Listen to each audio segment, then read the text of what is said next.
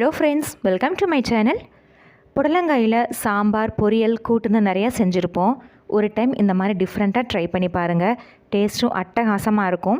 சப்பாத்தி, பூரி, சாதத்தோட சாப்பிட்றதுக்குலாம் அருமையாக இருக்குங்க. வெள்ளை சாதத்தோட கொஞ்சமாக நெய் விட்டு சாப்பிட்டிங்கன்னா அவ்வளோ அட்டகாசமாக இருக்கும். வாங்க எப்படி பண்ணுறதுன்னு பார்க்கலாம். புடலங்காய் மீடியம் சைஸ் 2 எடுத்துகிட்டு தோலெல்லாம் நீக்கிட்டு விதையும் க்ளீன் பண்ணி எடுத்துகிட்டு இந்த மாதிரி பொடி பொடியாக கட் பண்ணி எடுத்து வச்சுக்கலாங்க. நீங்கள் விருப்பத்துக்கு தகுந்த மாதிரி கட் பண்ணிக்கலாம். அடுத்ததான் ஸ்டவ்வில் ஒரு பேன் வச்சுக்கலாம். பேன் சூடானதுக்கப்புறமா அதில் 2 ஸ்பூன்லேருந்து 3 ஸ்பூன் அளவுக்கு எண்ணெய் சேர்த்துக்கலாங்க. எண்ணெய் நல்லா சூடானதுக்கப்புறமா 1/2 டேபிள் ஸ்பூன் அளவு கடுகு சேர்த்துக்கலாம்.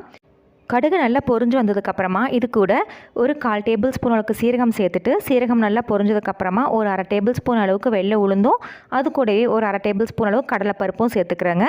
இதெல்லாம் சேர்த்துட்டு இந்த பருப்பெல்லாம் நல்லா செவந்து வறுப்பட்டு வரணும். அந்தளவுக்கு நல்லா வறுத்து எடுத்துக்கலாம். பருப்பெல்லாம் நல்லா செவந்து வர டைமில் இது கூட ஒரு மீடியம் சைஸ் பெரிய வெங்காயம் எடுத்து பொடியாக கட் பண்ணி வச்சுருக்கேங்க. அதை சேர்த்துட்டு இந்த வெங்காயம் நல்லா கண்ணாடி பதத்துக்கு வதங்கி வரணும். அந்த அளவுக்கு நல்லா வதக்கி எடுத்துக்கலாம். இந்த வெங்காயம் வதங்கும் போதே கூட ஒரு 10லேருந்து 15 கருவேப்பிலையும் சேர்த்துக்கலாங்க. சேர்த்துட்டு ஒரு 2லேருந்து 3 நிமிஷம் இந்த வெங்காயத்தை நல்லா வதக்கி எடுத்துக்கலாம். இப்போ வெங்காயம் இந்த மாதிரி நல்லா கண்ணாடி பதத்துக்கு வதங்கி வந்ததுக்கப்புறமா இது கூட ஒரே ஒரு மீடியம் சைஸ் நாட்டு தக்காளி எடுத்து ரேண்டமாக கட் பண்ணி வச்சுருக்கேங்க. அது இது கூட சேர்த்துக்கலாம். தக்காளி சேர்க்குறது ஆப்ஷனல் தான், நீங்கள் வேண்டாம்னா ஸ்கிப் பண்ணிக்கலாம். ஆனால் சேர்த்து செய்யும்போது நல்லா சுவையாக இருக்கும். சின்ன தக்காளி சேர்த்தோம்னா போதுமானதாக இருக்கும். தக்காளி நல்லா கொலையாக வதங்கி வரணுங்க. இந்த மாதிரி நல்லா கொலையாக வதங்கினதுக்கப்புறமா இது கூட நம்ம ஏற்கனவே சுத்தம் பண்ணி கட் பண்ணி வச்சுருந்த புடலங்காயை சேர்த்துக்கலாங்க. புடலங்காய் சேர்த்துனதுக்கப்புறமா இந்த காய்க்கு தேவையான அளவு உப்பு சேர்த்துக்கலாம். உப்பு கூடவே இது கூடவே 2 பிஞ்ச் அளவுக்கு மஞ்சள் தூள் சேர்த்துக்கலாங்க. கூட ஒரு 1/2 டேபிள் ஸ்பூன் அளவுக்கு காஷ்மீரி ரெட் சில்லி பவுடர் சேர்க்குறேன். இது கம்ப்ளீட்டாக ஆப்ஷனல் தான். நீங்கள் காஷ்மீரி ரெட் சில்லி பவுடருக்கு பதிலாக சாம்பார் தூள் ஒரு 1/4 டேபிள் ஸ்பூன் அளவுக்கும் சேர்த்துக்கலாம். சேர்த்துட்டு இது நல்லா கலந்து எடுத்துக்கலாங்க. நம்ம சேர்த்துன உப்பு, அந்த காஷ்மீரி ரெட் சில்லி பவுடர், மஞ்சள் தூள் எல்லாம் நல்லா கலந்துடணும். இந்த அளவுக்கு நல்லா கலந்ததுக்கப்புறமா இந்த காய் வேகிற அளவுக்கு தண்ணி சேர்த்துக்கலாம். ரொம்ப அதிகமாக தண்ணி சேர்த்துட வேண்டாம். புடலங்காய் வேகும்போது உங்களுக்கு கொஞ்சம் தண்ணி விடும். அது கூடவே இந்த காய் வேகிறதுக்கு அளவாக ஒரு 1/2 டம்ளர் அளவுக்கு தண்ணி சேர்த்துக்கலாங்க. இந்த காய் ஒரு 3/4 தட்டு நல்லா வெந்து வரணும். இந்த காய் வேகிற டைமில் நம்ம இதுக்கு தேவையான மசாலா அரைச்சி எடுத்துக்கலாம். இதுக்கு ஒரு மூடி போட்டு மீடியம் ஃப்ளேமில் வச்சு ஒரு 5 நிமிஷம் வேக வச்சு எடுக்கலாம். அடுத்ததான் ஸ்டவ்வில் இன்னொரு பேன் வச்சுட்டு நல்ல ஒரு கைப்பிடி அளவுக்கு இந்த மாதிரி நாம்பி பிடிச்சிங்கன்னா ஒரு கைப்பிடி அளவுக்கு வேர்க்கடலை, பச்சை வேர்க்கடலை சேர்த்துருக்குறேங்க. இது 2லேருந்து 3 நிமிஷம் நல்லா வறுத்து எடுத்துக்கலாம். ஒரு 2 நிமிஷம் நல்லா வறுத்து எடுத்ததுக்கப்புறமா இது கூட நல்ல பெரிய பல்லு பூண்டா ஒரு 7லேருந்து 8 பல்லு பூண்டு சேர்த்துக்கிறாங்க.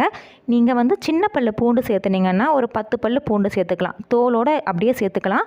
நான் பூண்டு இந்த மாதிரி கழுவிட்டு தான் சேர்த்துருக்குறேன். தோல் அரைப்படும் போது நல்ல மையம் அரைப்பட்டுரும். அதனால் தோலோடு அப்படியே சேர்த்துக்கலாங்க. இந்த பூண்டு பல் சேர்த்துட்டு ஒரு 2லேருந்து 3 நிமிஷம் நல்லா வறுத்து எடுத்துக்கலாம். அடுத்ததான் இது கூட காரத்துக்காக ஒரு 5 வரமிளகாய் சேர்த்துக்கிறேன். நீங்கள் ஏற்கனவே அங்கே காஷ்மீர் ரெட் சில்லி பவுடருக்கு பதிலாக சாம்பார் தூள் சேர்த்துருந்தீங்கன்னா இப்போ மிளகாய் சேர்க்குறத குறைச்சிக்கோங்க. நீங்கள் அங்கே காஷ்மீர் ரெட் சில்லி பவுடர் சேர்த்துனீங்கன்னா இப்போ உங்கள் காரத்துக்கு தகுந்த அளவுக்கு அந்த மிளகாய் சேர்த்துக்கோங்க. சேர்த்துட்டு ஒரு 10லேருந்து 15 கருவேப்பிலையும் சேர்த்துட்டு ஒரு 2லேருந்து 3 நிமிஷம் நல்லா வறுத்து எடுத்துக்கலாங்க.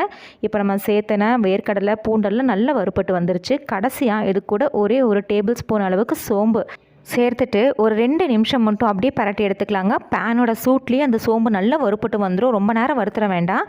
கருகிடுச்சுன்னா டேஸ்ட் மாறி போயிடும். அதனால் லைட்டாக அந்த பேனோட சூட்டில் ஒரு 2 நிமிஷம் நல்லா வறுத்ததுக்கப்புறம் பார்த்தீங்கன்னா சோம்பு நல்லா பொரிய ஆரம்பிக்கும். இப்போ ஃப்ளேம் ஆஃப் பண்ணிட்டு ஒரு பிளேட்டில் மாற்றி கொஞ்சம் கூட சூடெல்லாம் நல்லா ஆற வச்சு எடுத்ததுக்கப்புறமா ஒரு மிக்சர் ஜாரில் நம்ம ஏற்கனவே வறுத்து ஆற வச்சுருந்த அந்த மிளகாயை மட்டும் சேர்த்துக்கலாங்க. மிளகாய் சேர்த்துட்டு முதல்ல கொரகரப்பாக பொடிச்சு எடுத்துக்கலாம். தண்ணி எதுவும் சேர்க்க வேண்டாம். ஆரம்பத்தில் மிளகா மட்டும் நல்லா கொரகரம் பொடிச்சு எடுத்ததுக்கப்புறமா இப்போ இது கூட நம்ம வறுத்து வச்சுருந்த வேர்க்கடலை, பூண்டு, கருவேப்பிலெல்லாம் சேர்த்துக்கலாம். நம்ம வேர்க்கடலை தோல் நீக்க வேண்டிய அவசியம் இல்லைங்க. அப்படியே சேர்த்துக்கலாம். நல்லா சுவையாக இருக்கும். நீங்கள் விருப்பப்பட்டீங்கன்னா தண்ணி சேர்த்து நல்லா ஃபைன் பேஸ்ட்டாகவும் அரைச்சி எடுத்துக்கலாம். இல்லைன்னா நீங்கள் தண்ணி சேர்க்காமல் பொடிச்சும் எடுத்துக்கலாம். நம்ம சேர்த்துன வேர்க்கடலை, பூண்டு, இந்த மிளகாய் கலவை கொஞ்சமாக உப்பு சேர்த்துட்டு இதை கொஞ்சமாக நான் தண்ணி விட்டு நல்லா ஃபைன் பேஸ்ட்டாக இந்த மாதிரி அரைச்சி எடுத்துக்கிறேங்க. இப்போ ஒரு 5 நிமிஷத்துக்கு மேலே ஆயிடுச்சு. பாருங்கள், நம்ம புடலங்காய் தண்ணி விட்டு வேக வச்சுருந்தோம். நம்ம சேர்த்துன தண்ணிக்கு இந்த புடலங்காய் 3/4 தட்டு நல்லா வெந்து வந்திருக்கு. இந்த அளவுக்கு நல்லா வெந்து வந்துடணும். இந்த மாதிரி வெந்து வந்ததுக்கப்புறமா இது கூட நம்ம ஏற்கனவே அரைச்சி வச்சுருந்த அந்த வேர்க்கடலை விழுது சேர்த்துக்கலாங்க. சேர்த்துட்டு மிக்சர் ஜாரில் ஒரு 1/4 டம்ளர் அளவுக்கு தண்ணி விட்டு அதையும் இது கூட சேர்த்துக்கலாம். சேர்த்துட்டு நல்லா கலந்து எடுத்துக்கலாங்க. நல்லா கலந்து எடுத்துகிட்டு உப்பு காரம் எல்லாம் செக் பண்ணி எடுத்துக்கலாம். இது உங்களுக்கு வந்து சாதத்துக்கு பிசைஞ்சு சாப்பிட்றதுக்கு வேணும், கொஞ்சம் கெட்டியாக இல்லாமல் இலக்கமாக இருக்கணும் அப்படின்னா இன்னும் கொஞ்சம் கூட தண்ணி சேர்த்துக்கோங்க. சப்பாத்தி பூரிக்கு சாப்பிட்ற மாதிரி இருந்தால் உங்களுக்கு கன்சிஸ்டன்சி இந்த அளவுக்கு போதுமானதாக இருக்கும். சூப்பராக டேஸ்ட்டாக இருக்கும். இதே கன்சிஸ்டன்சியில் நீங்கள் சாம்பார் சாதத்துக்கு தொட்டு சாப்பிட்லாம், நல்லா டேஸ்ட்டாக இருக்கும். உப்பு காரெல்லாம் செக் பண்ணதுக்கப்புறம் எனக்கு உப்பு மட்டும் கொஞ்சம் பத்தலை. உப்பு சேர்த்துட்டு நல்லா கலந்து விட்டு எடுத்துகிட்டு நீங்கள் தேவைப்பட்டால் கொஞ்சமாக தண்ணி விட்டுக்கோங்க. எனக்கு இருக்கிற தண்ணியே போதுமானதாக இருக்குது. இதுக்கு ஒரு மூடி போட்டு ஒரு 3 நிமிஷம் மட்டும் நல்லா வேக வச்சு எடுத்துக்கலாங்க. அந்த மசாலாவும் இந்த நம்ம சேர்த்துனா புடலங்காயும் நல்லா வெந்து வரணும், அந்தளவுக்கு நல்லா வேக வச்சு எடுத்துக்கலாம்.